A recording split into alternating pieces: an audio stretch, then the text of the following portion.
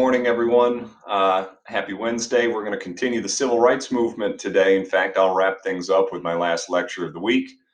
But before I begin, Matthew wants to say something to you all and show you a trick. Happy Earth Day. Happy Earth Day, everyone. Today is Earth Day, and you can see Matthew's magic trick. He just grew a plant.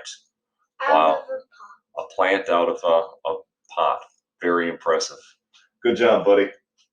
Say bye. Bye. Okay, so continuing the civil rights movement, yesterday we left off with some notable legislation uh, signed into law by a white Southern Democrat president. But I didn't quite finish acknowledging that there was significant backlash to this one as well. And you got to understand that this is notable. This is clearly a turning point with this huge Civil Rights Act being passed. But check this out. The Southern Democrats were opposed, and their method of opposition at this point was a filibuster. If you're familiar with filibustering, this is when you like talk and talk and talk and talk and talk and talk and talk and talk, and you talk forever in Congress so that no one can vote. Well, this guy, Robert Byrd, who was a former Klansman, delivered a 14-hour speech against the Civil Rights Act. Yeah, that guy was in Congress till 2010. So anyway, he later switched from the Democratic Party to the Republican Party, and you kind of see that as the trend, and we'll kind of wrap things up with that, permanent shift of, political ideologies in a bit. So anyway, there was opposition to that Civil Rights Act in 1964. This guy kind of highlights that, but we still need to note that there's voting problems, major voting problems, because that Civil Rights Act of 1964 did not cover, the Jim Crow laws. So this Mississippi burning incident, which I don't know if you've seen the movie or not, there's a movie titled Mississippi Burning. It highlights that people are trying to go to Mississippi to get the right to vote. Keep in mind, the 15th Amendment was there. The 15th Amendment granted the right to vote, but you remember how restrictive those Jim Crow laws were? You got to pay the poll tax. You only have like a 30-minute window to register, and when you're registering to vote, you have to read Shakespearean English, which no one can do. And if you somehow get through all of that, then your name and address is published in the newspaper. So as a result, less than 5% of African Americans in Mississippi were registered to vote. That's what this whole Mississippi incident in the summer of 1964 is about. People are flocking to Mississippi to try to get people to register to vote. And as these three guys are going to Mississippi, sure enough, their car is like pulled over by a racist police officer. They're blocked in by the Klan, and they're later killed. So Freedom Summer, as it was called, just kind of check out the backlash that we see here.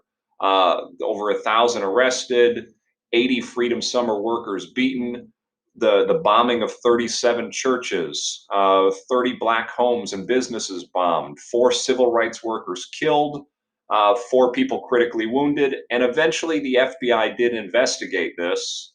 And I don't know if you're reading on the bottom yet. Look when the conviction is. In 2005. So most of those criminal terrorist acts went unpunished for a very, very, very long time. But anyway, that's Freedom Summer, trying to get the right to vote. Now, do African Americans eventually get those Jim Crow laws repealed? It's going to take more struggle. This is the famed march from Selma to Montgomery. So there's a lot of video documentary about what happens. You can see Martin Luther King. That's John Lewis also in the front. John Lewis is currently a senator from Georgia.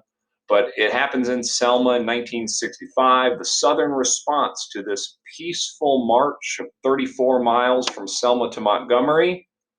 Have any guesses of what the Southern response is going to be? Oh, they send out Jim Clark. Jim Clark is like Bull Connor. He is a racist, violent police chief who basically deputized the Klan. So the Klan is out there, and he made the Klan police officers for the day. So the Klan They end up like riding on horseback, riding into the black churches, beating people, and it's all going to be documented on camera. So I can provide some video clips maybe tomorrow of this one, but I think you saw a lot of it in those clips yesterday.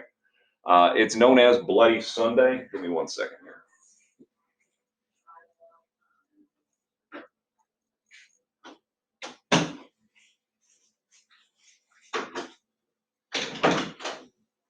Sorry about that. My wife is also making a video and we hear each other when we're doing this. So eventually through this struggle, you get the Voting Rights Act in 1965, and that will basically do away with all of those Jim Crow laws that were on the books since like the 1870s. 24th Amendment will be another notable one. That's going to do away with a poll tax permanently. So through all of this struggle, through all of this backlash, there is eventual progress here. And you can see these are congressional things. Congress passes this, Congress gets that one, and the states eventually sign that into law. So there you go, voting rights. Now is everything wonderful? Is racism done? No, there are still problems. We Shall Overcome, by the way, is going to be the anthem of the civil rights movement. This is notable because when protesting, like kind of in the nonviolent, peaceful manner, a lot of the protesters would just kind of hold hands and sing "We Shall Overcome." Uh, when Lyndon Johnson signed the Voting Rights Act into law in 1965, he made the powerful speech, "And we shall overcome." And think about that. You got a white Southern Democrat now embracing the anthem of the civil rights movement, signing this Voting Rights Act into law. It is definitely a turning point in the civil rights movement. Through like 10 years of struggling nonviolently, you get the Civil Rights Act, you get the Voting Rights Act, but keep in mind, there are still problems. It doesn't cure, racism, poverty, housing problems, unemployment, low paying jobs, dropouts, and police brutality. So even though you get that notable legislation, you've got a whole lot of problems left over in the United States, and it's not instantly fixed with some type of congressional law. And think about this, is there still racism today? Yes. So all of these laws don't cure racism. That's the big issue. Is there still police brutality? Is there still unemployment, low paying jobs? There are still problems. And that's going to result in kind of a splintering of the civil rights movement. We see a more militant phase emerge kind of in 1965. Despite these notable congressional acts, riots start to break out. And we're talking like major riots, oftentimes stemming from police brutality, where entire cities look like war zones. 6 days, this one in California, 15,000 members of the National Guard and police are sent, 34 die, 900 are injured. And I can go like on and on and on with all of these riots because check it out, pictures below of Detroit, 43 dead, 1,000 wounded. The Army comes in with tanks and soldiers, 250 million in damage. How many examples of these militant riots do I have in the 1960s? 159 in 1 year alone.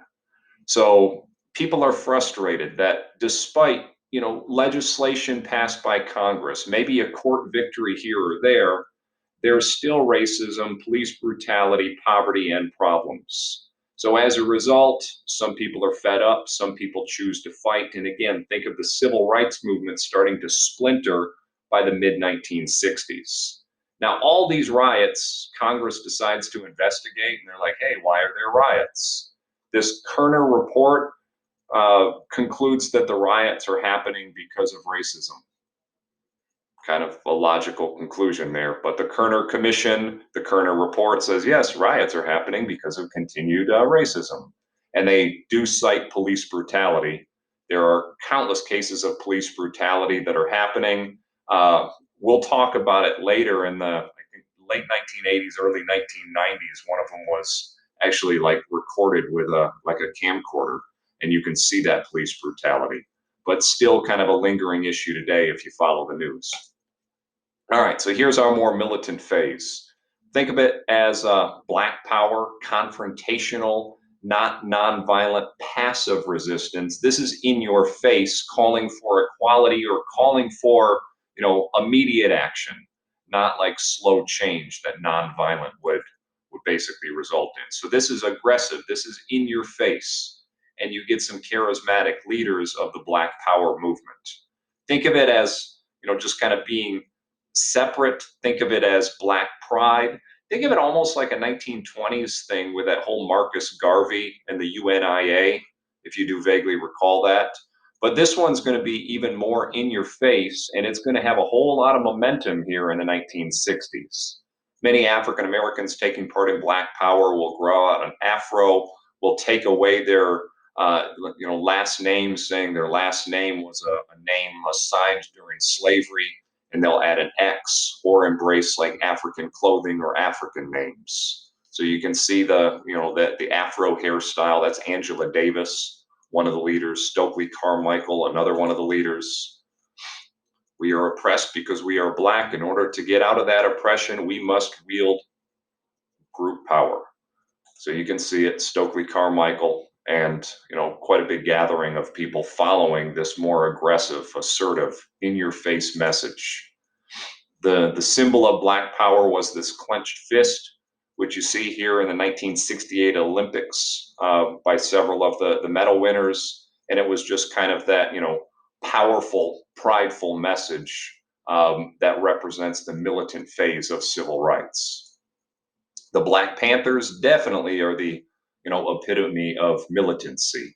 They're going to be forming in California in Oakland in 1966, and these guys are basically preaching Black Power, and they'll like publish this 10-point platform that I'll show you in a second.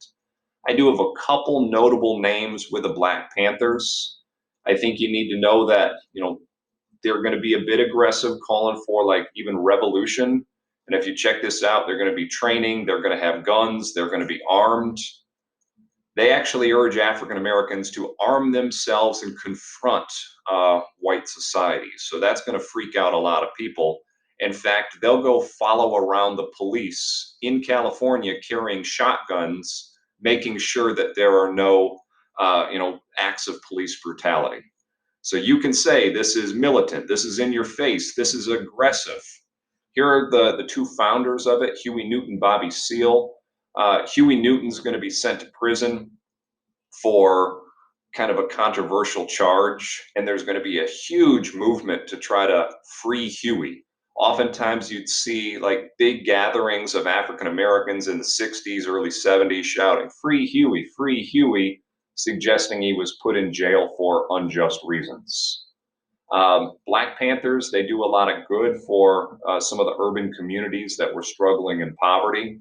They start a free breakfast program, and they basically give free breakfast food for people that didn't have money for food. And again, free Huey, free Huey.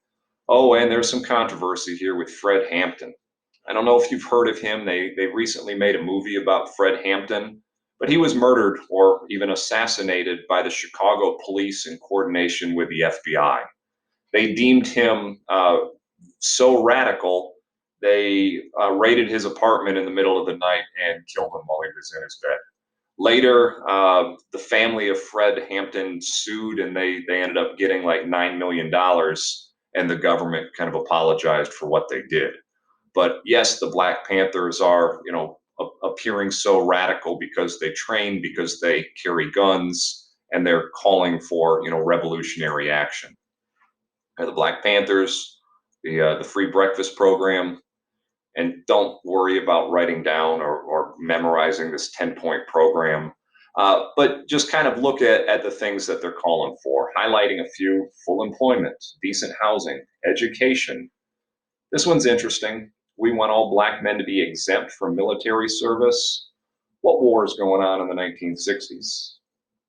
Vietnam. And they're saying that a disproportionate amount of poor and African Americans are being drafted to serve in Vietnam. Why is that? Because if you were in college, you could get an exemption from the war.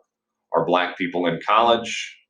Not in the numbers that white people are. So they say a disproportionate amount of African Americans were serving. So that's the kind of context behind this one. An end to police brutality and murder of black people. And here they're saying we want all black people, when brought to trial, to be tried in court by fellow African Americans, because at this point, most African Americans are not serving on a jury. There are still kind of laws or discriminatory procedures preventing that. Nation of Islam is also going to be on this radical wing of things. This is Elijah Muhammad. This would be like Black Muslim, if you've heard of that. But the Nation of Islam will have a pretty big following in the 1960s. And there's the famed charismatic leader in the United States, that's Malcolm X.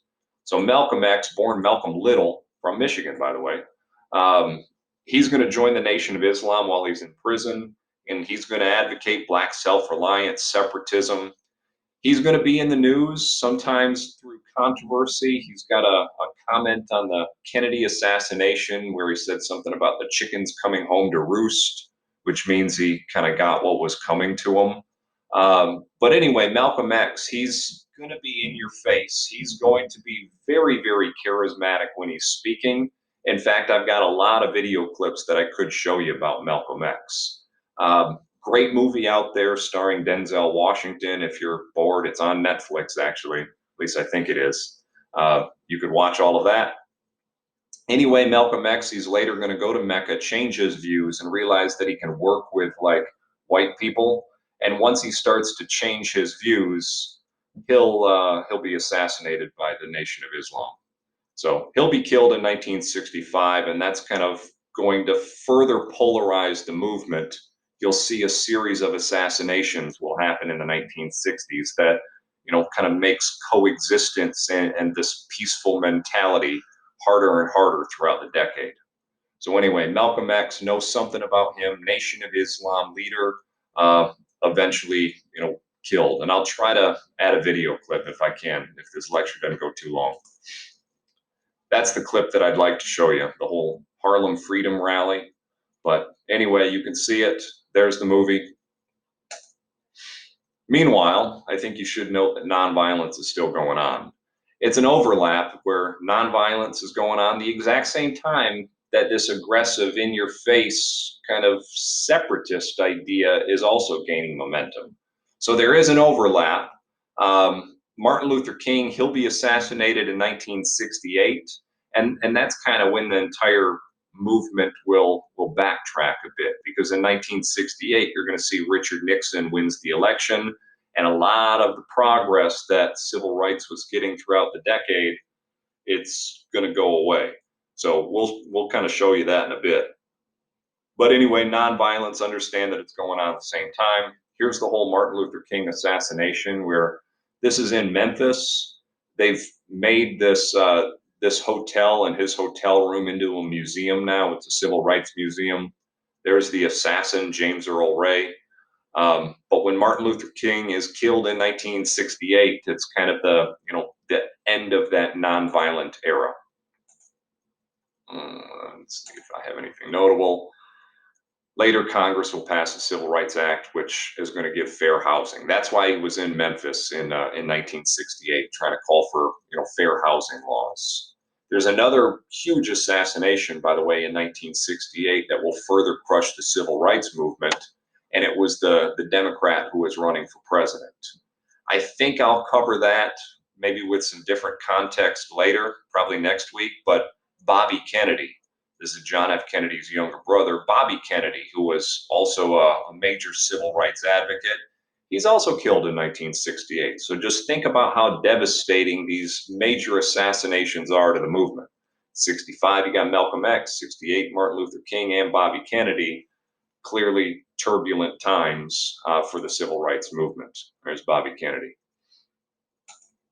Okay, so kind of the end of the era, it's going to be marked with the election in 1968, which we'll get to in a second. We got to note a couple of these judicial victories. This one, they made a movie of it, Loving versus Virginia, overturned the whole ban on interracial marriage, and that was 1967. I know I mentioned this a few times because, like, post-Civil War, remember how the South passed all these laws preventing the relationships between black and white people, and they would make it criminal. I know I've at least mentioned it a handful of times. This is when it's finally legalized, interracial marriage, 1967. And this is the one that finally integrates schools. Don't try to memorize that court case at all. But they finally implement the Brown v. Board decision. Think about Brown v. Board. That was 1955. Now you're in 1971, where it's finally implemented. That's the context behind the whole Remember the Titans movie. Remember the Titans takes place in Virginia. The black school, the white school, they were integrated, and the whole football team has to work together and now integrated. And they have some problems, but it's a Disney movie, and they win the championship of the world. As for this, I think that you should know something about kind of the nonviolent side and what the results are, and the whole aggressive black power, black nationalist side. There are pros and cons of each. Kind of think of civil disobedience. It works, but it's slow, it's painful, it takes time, and there's severe backlash, and many people will kind of get fed up with the 10-year process to get some legislation. I feel like you should know a little bit of the legislation. Just kind of go back to Montgomery bus boycott. After the Montgomery bus boycott, a full year of that, you do get the integration of Montgomery, and you get slow progress. But this is cooperation, black and white. Eventually, that movement starts to splinter by 1965, and this is the more aggressive, assertive side that does have psychological advantages, pride, and it does kind of put pressure on the government and other more moderates to try to get things done. So just kind of note a little bit. I think I have a chart on the closing questions. This slide will come in handy there. All right, note the end of this. There's Nixon. Nixon is going to actively campaign using something called the Southern Strategy. And by calling for law and order and states' rights, he wants to scale back civil rights. And he's got a whole lot of strategists that realize that the old Southern Democrats would flip to the Republican Party if he advocates these things. Just kind of think of it as almost like a dog whistle. What some people can hear it, and you blow a dog whistle, only dogs hear it. But if you say some stuff like states' rights, the old maybe racists in the South will like that message. That's what we mean by a dog whistle, if this makes sense to you. But anyway, he will actively be campaigning to bring the old Southern Democrats into the Republican fold. There's a whole lot out there on the Southern strategy, by the way, but his message is law and order, end to the protesting, and states' rights. Let states decide for themselves what they want to do with whatever legislation that's out there. So this is the group that he's trying to get into the Republican Party. Remember, anytime the Democrats went pro-civil rights, these guys left. Started in 48 when Truman went pro-civil rights. They break. They form the Dixiecrat Party. They go with Strom Thurmond. And we're starting to see things change here. So Lyndon Johnson, clearly pro-civil rights. These guys went Republican in 64. By 68, uh-oh, what's happening here? My computer's dying. Maybe ending it. Let me see.